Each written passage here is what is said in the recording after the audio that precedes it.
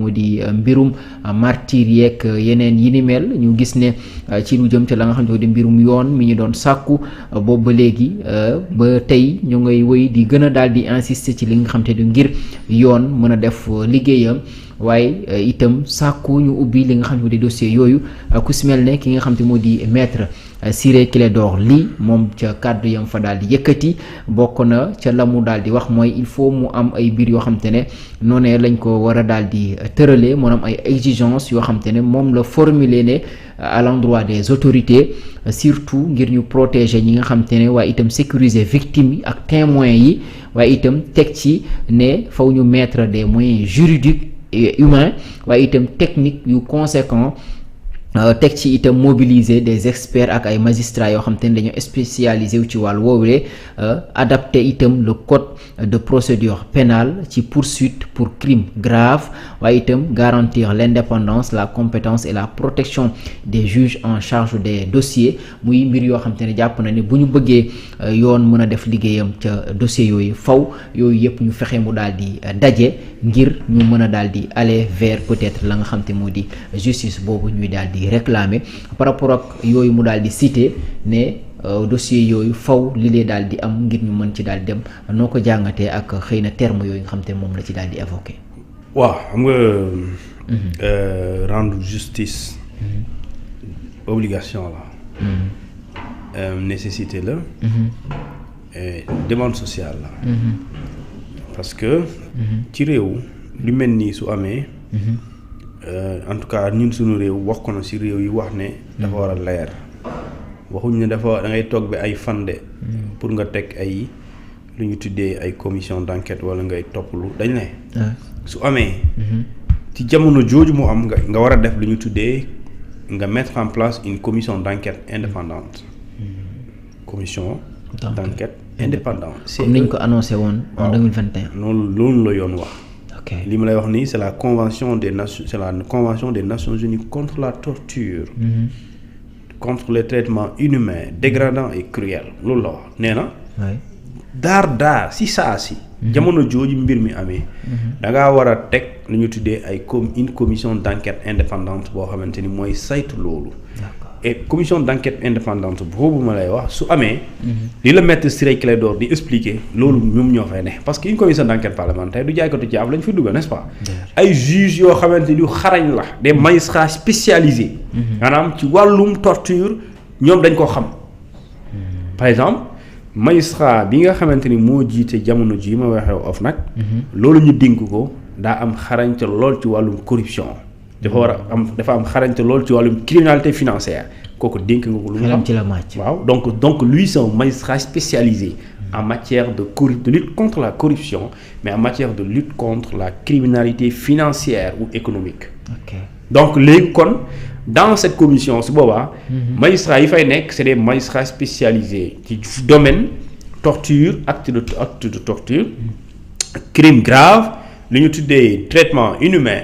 dégradant mais parce que day fekk ñu am ci expérience su boobaa kooku ñoo leen boo leen jënkee dossier c'est-à-dire que fépp fu nit ki nekk te mu nekk responsable wala mu nekk auteur commanditaire complice ci jëf jooju fu mu laxatu fu ne mën na la wax fii la ne bu mënuñ ko génnee di nga xam ne diw moo fa def donc jooyu maintenant loolu en plus sécurité mooy protection et loolu je pense que l'État sait le faire l'État du Sénégal a toujours su protéger ses magistrats nooy des magistrats yoroon nañu fi ay dossiers yu 10 mais loolu da ngay gis ne État moom responsabilité am la nit ñi bañ ci ànd bañ ci ñu ànd ci ñu bañ ci ànd par exemple mars 2021 ba février 2024 mais ñëpp xam nañ ne magistrats yu à un moment donné voilà amoon na dossiers yoo xamante ni dañoo tàngoon te n'importe qui ñi ma goon jël je me rappelle bien l'affaire Adji Sarr Ousmane Sonko mais am na juge yi dañ ko doon passante am na magistrat yi doon passante dossier bi waaw am na koo xamante ne dafa rejeté nee na pour des questions de famille xamu nu ko expliquer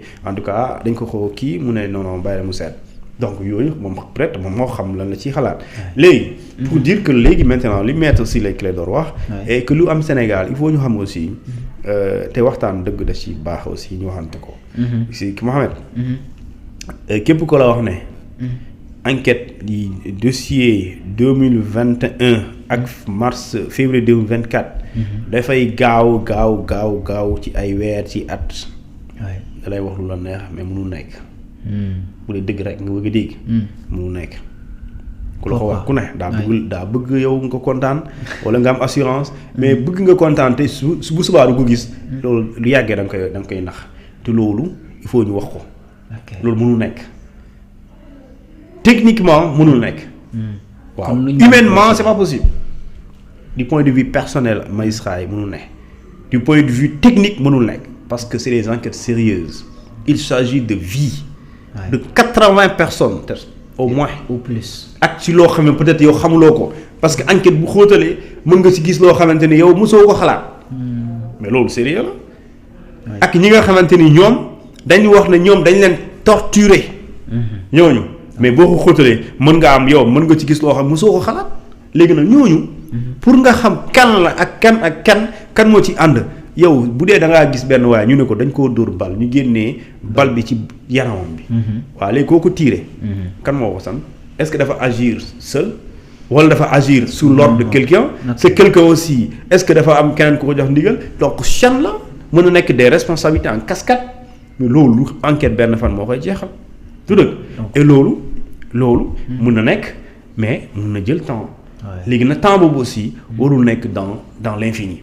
c'est-à-dire que dañ ko war a mënul nekk dans 2 ans mën na nekk dans 1 an mais aussi dans tous les cas nu mu amee nu mu soree rek na leer parce que àdduna amul lu gën a fort bakkan même ci wàllum diine yàlla daf ko wax daf ne bakkan moo gën a fort.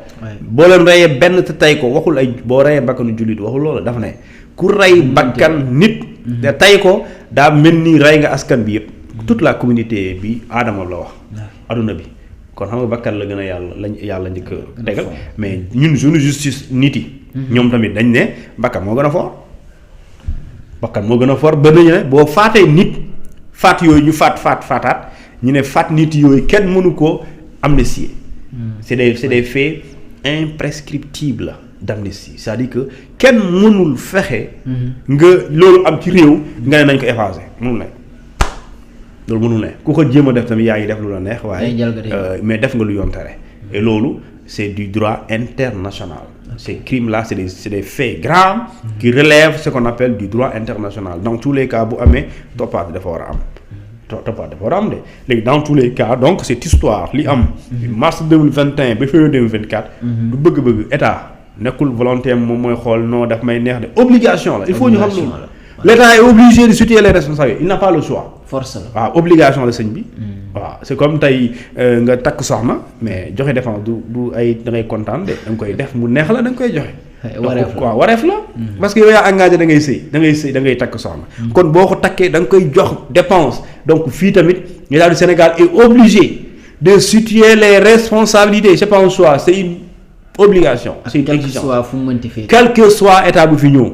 état sous Macky Sall daf ko waroon def Diomaye avec Diomaye à la tête daf ko war a def léegi nag bu ñu ko defulee mënuñ ko justice internationale daf koy def il faut ñu xam loolu. donc dossier bi mën nañ ko jël tey c'est ce dossier des martyrs ou bien des victimes. mën nañ ko jël yóbbu ko au niveau international ñoom ñu daal di jël dossier bi en main doxal. waaw léegi. xamante sànq nee naa la. li tax mu nekk.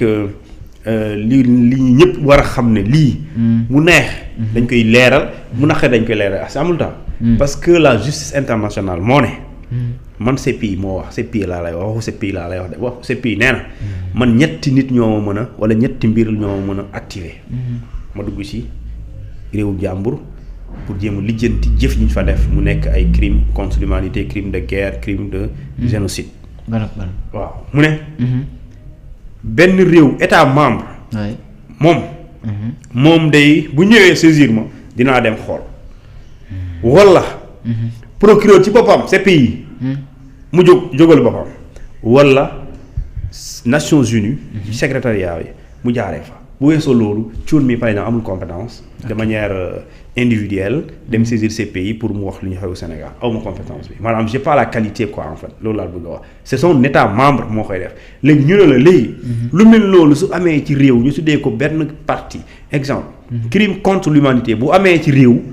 autorité réew yooyu defuñu li tax ñu leeral mbir yi ñu situer les responsabilités buñ demee ba gis na ñii soit par négligence wala par impuissance wala par incapacité plutôt mooy mënuñu situer les responsabilités parce que mën nga bëgg te mënoo ko parce que des fois dafay laaj xaalis nga def enquête mën nga aussi am problème nit bu doy mooy magistrat yi mën nga am aussi problème mu technique d'enquête léegi nag ñu ne soo demee ba am lii te mënoo leeral léegi wax ñu ko rek ñu ni lijjanti ko moo tax Hissène Habré ñoom ñu mën a entrer en scène effectivement moo tax Hissène Habré devrait être jugé jamono jooju Union africaine amuloon choix obligation la amoon pour créer les chambres africaines extraordinaires ana chambre africaine extraordinaire existé tum de mais buñ ko defuloon dañuy yóbbu Hissène Habré jëlee ko fa yóbbu ko ci tubaab bi pour ñu atte ko fa léegi lu tax parce que la justice internationale moo réclamé justice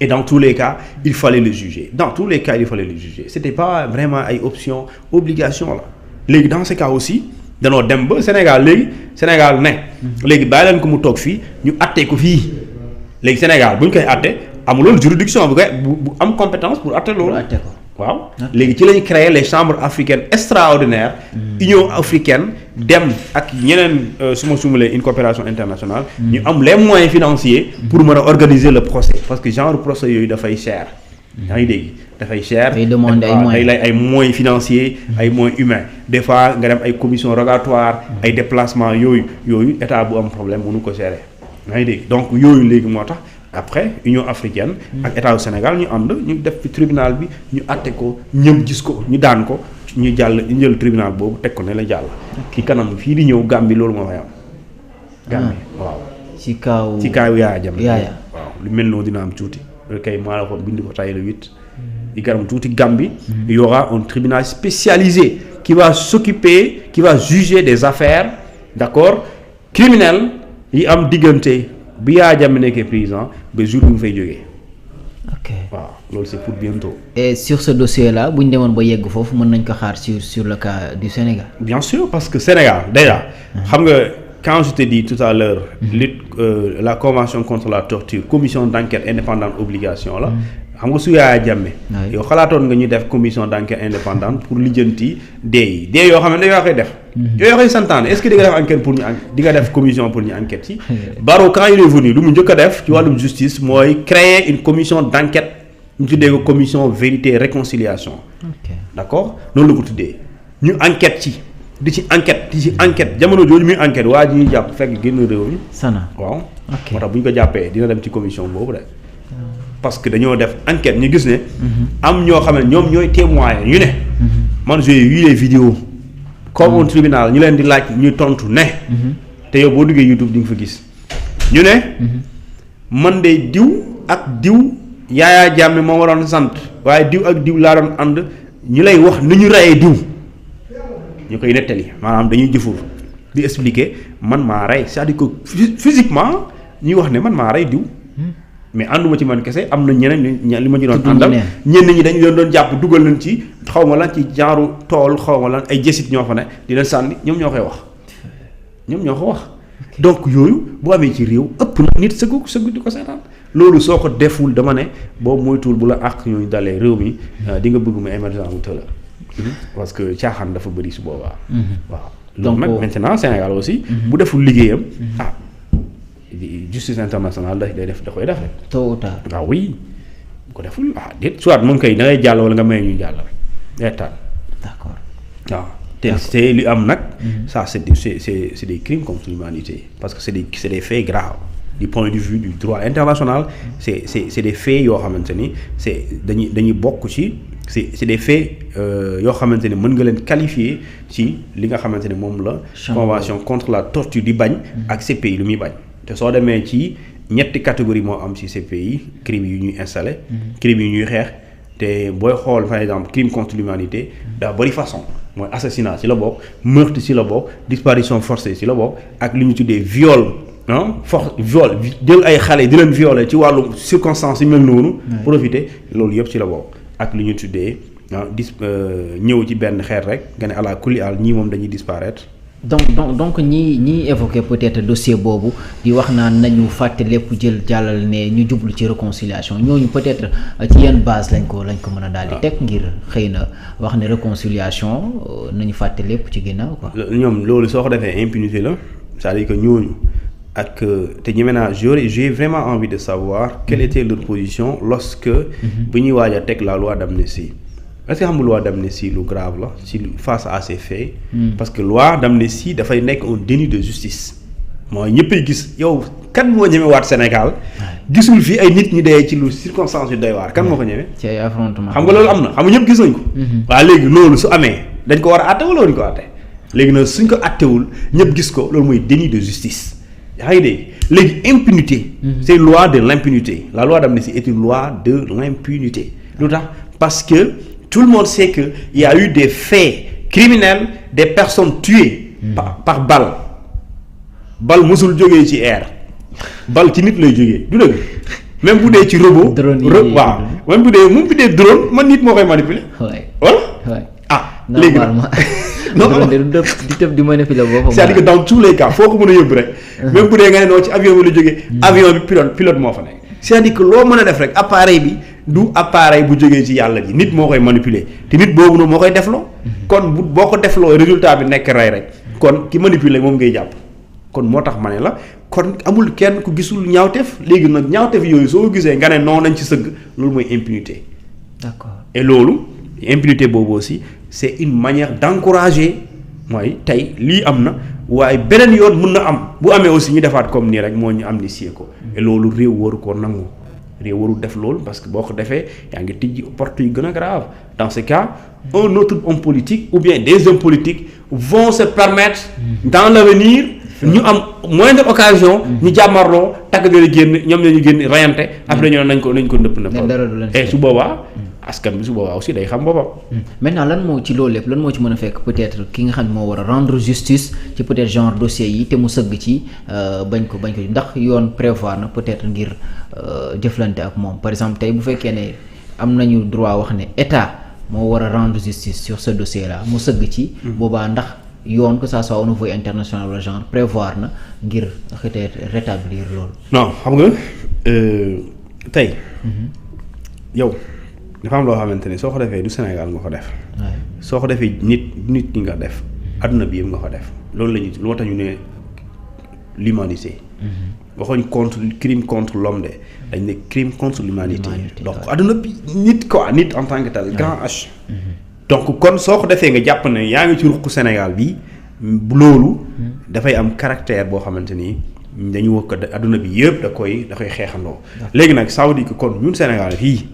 damaa xawul tey la wala suba la waaye yàlla xam na ne te ñaan fekkee ko mais lu xew fii day leer par A ou B parce que loolu dafa yoon moo ne dafay leer léegi amul benn gouvernement mën na ñëw faire semblant de faire semblant faire genre comme li ko woykat bi waxee Pawlish waaye faire genre aussi du la ci génnee lu la ci génnee mooy nga ñëw maandu ne damay bëgg mu leer en toute impartialité en toute objectivité. La justice voici les moyens faites l'enquête au sujet de ces faits-là na leer lépp lu ci jaar même bu dee sama rakk la moom bokk na ci jàpp leen yóbbu léegi sax ñu jàll nekk ci leneen mais soo ko deful da lay dal parce que Hissène Habré dama ne Hissène Habré ki ko remplacé ma fa faatu na mooy Idriss Déby Itno moo fa ne Idriss Déby Itno boobu def na lépp des fois sa Tchadien yi ne noo kii bëggul justice